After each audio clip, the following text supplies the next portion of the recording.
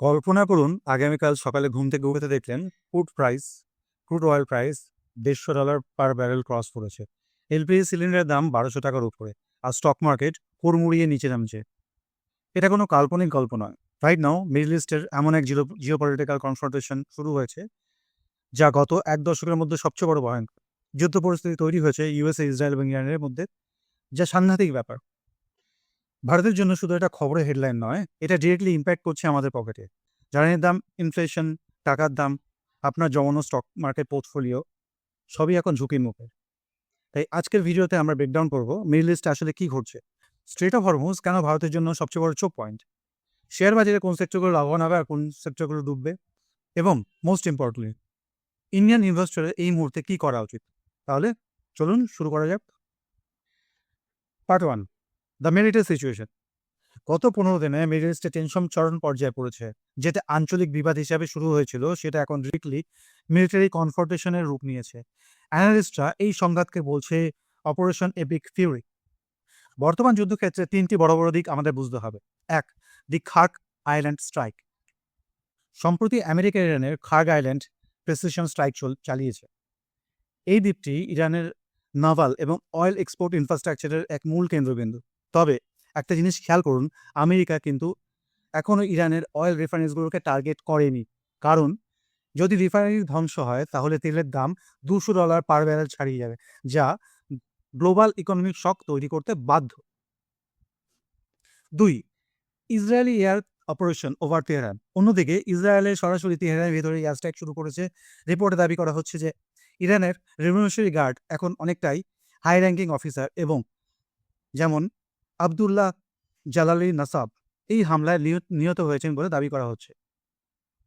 যখন কোনো দেশের লিডারশিপ স্ট্রাইকার ভেঙে পড়ে তখন পরিস্থিতি আরও আনপ্রেডিক্টেবল হয়ে যায়, যা এখন দেখা যাচ্ছে ইরানের অসম রেসপন্স। ইরান জানে যে তারা প্রথাগত যুদ্ধে আমেরিকার সাথে কোনোদিনও পেরে উঠবে না, তাই তারা অ্যাসিমেট্রিক বা অসম ওয়ারফেয়ার হিসাবে বেছে নিয়েছে। খবর পাওয়া যাচ্ছে যে ইরানে প্রায় 1400-র বেশি মিসাইল এবং ড্রোন চলেছে ইউএসের বেস ক্যাম্পে, ইউএর এনার্জি ফ্যাসিলিটিস এবং পারস্য উপসাগরের গুরুত্বপূর্ণ শিপিং রুটে। তাদের লক্ষ্য পরিষ্কার, যুদ্ধ অর্থনীতির জন্য এই যুদ্ধের খরচ এতটাই বাড়িয়ে দেওয়া হচ্ছে যে তারা সবাই পিছু হটতে বাধ্য হয়। তাদের লক্ষ্য পরিষ্কার, বিশ্ব অর্থনীতির জন্য এই যুদ্ধের খরচ এতটাই বাড়িয়ে দেওয়া হয়েছে যাতে সবাই পিছু হটতে বাধ্য হয়। এতক্ষণ পর্যন্ত ভিডিওটি ভালো লাগলে প্লিজ লাইক করুন, শেয়ার করুন আপনাদের পরিবার এবং বন্ধু বান্ধবের সাথে।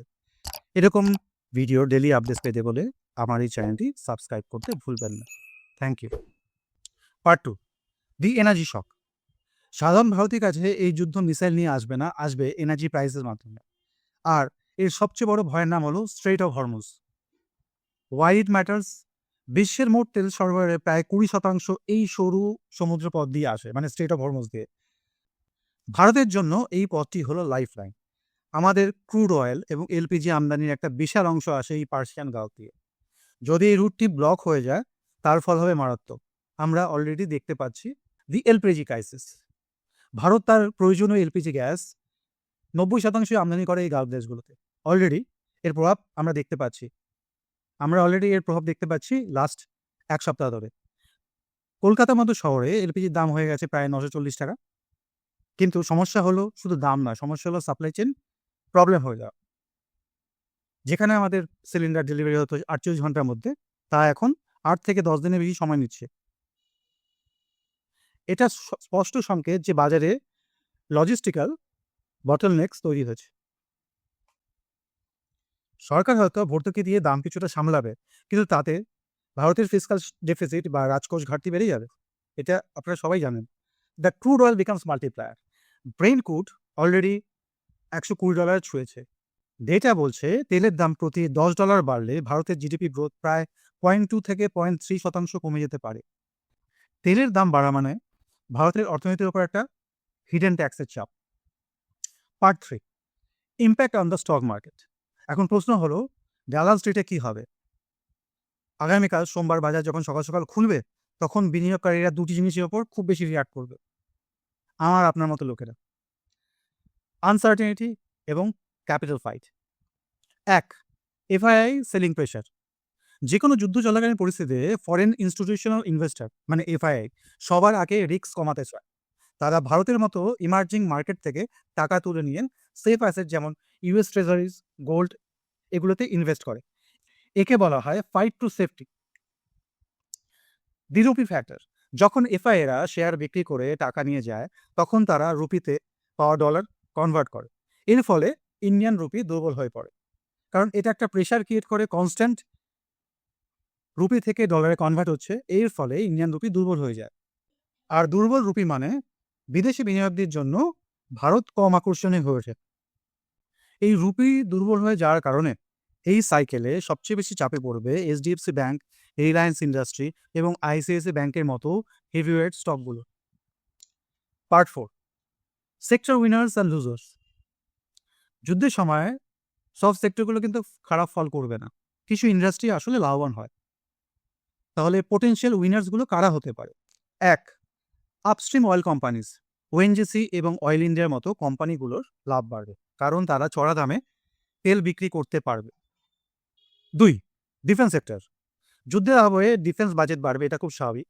ভারতের আত্মনির্ভর ডিফেন্স পলিসির কারণে হ্যাল, মাসগাঁও ডক এবং ভারত ইলেকট্রনিক্সের মতো স্টকগুলো ইনভেস্টারের রাডারে রাখা উচিত। 3, মেটালস। ইন্ডাস্ট্রিয়াল মেটালের ডিমান্ড বাড়বে, এটা খুব স্বাভাবিক ব্যাপার, কারণ রাশিয়া, মিডল ইস্ট থেকে সাপ্লাই ব্যাহত যখন হয়ে যায় ভারতীয় মেটাল কোম্পানিগুলোর অ্যাডভান্টেজ পাবে, এটা আমরা সবাই জানি। Sectors under pressure.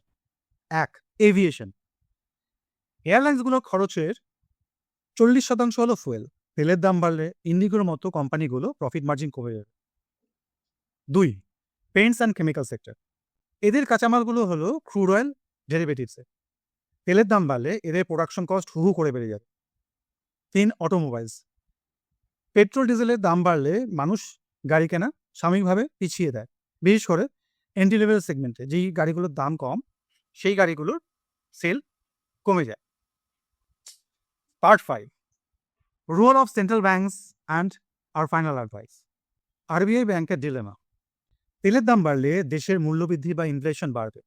এখন যদি আরবিআই সুদের হার বাড়ায় তবে ইকোনমিক গ্রোথ কমে যাবে, আর যদি কিছু না করে তবে ইনফ্লেশন সাধারণ মানুষের নাগালের বাইরে চলে যাবে। এটাকে বলে policy catch 22। So now what should you do? ইনভেস্টরদের জন্য স্ট্র্যাটেজি।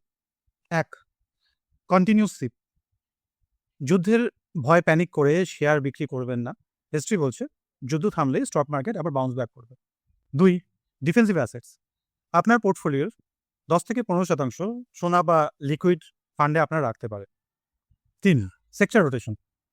যদি আপনি অ্যাক্টিভ ইনভেস্টর হন তবে ডিফেন্স, এনার্জি এই স্টকগুলোর দিকে আপনারা নজর দিতে পারেন, তবে এভিয়েশন, পেইন্ট সেক্টরে এখন হাত না দেওয়াই ভালো। 4, ওয়াচ দ্য হরমুজ ইন্ডিকেটর। নজর রাখুন স্ট্রেট অফ হরমুজের শিপিংয়ের মুভমেন্টের উপরে। সেখানে যদি শান্তি ফেরার ইঙ্গিত পায় তাহলে স্টক মার্কেট ইমিডিয়েটলি র্যালি করবে, সাংঘাতিক র্যালি করবে।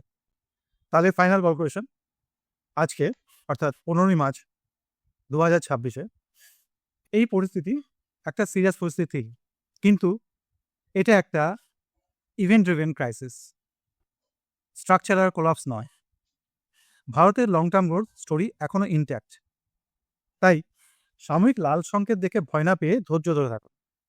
ভিডিওটি ইনফরমেটিভ লাগলে লাইক এবং শেয়ার করুন। আপনাদের কি মনে হয় তেলের দাম কি $150 ছাড়িয়ে যাবে? প্লিজ কমেন্টে জানান। আর এই ধরনের ডিপ অ্যানালাইসিস ভিডিও পাওয়ার জন্য প্লিজ সাবস্ক্রাইব করুন আমাদের এই চ্যানেল শঙ্কর ফাইন্যান্স হাব। ভিডিওটি দেখার জন্য অসংখ্য ধন্যবাদ। আমি সৌমেন শাহ। ওম নমঃ শিবায়।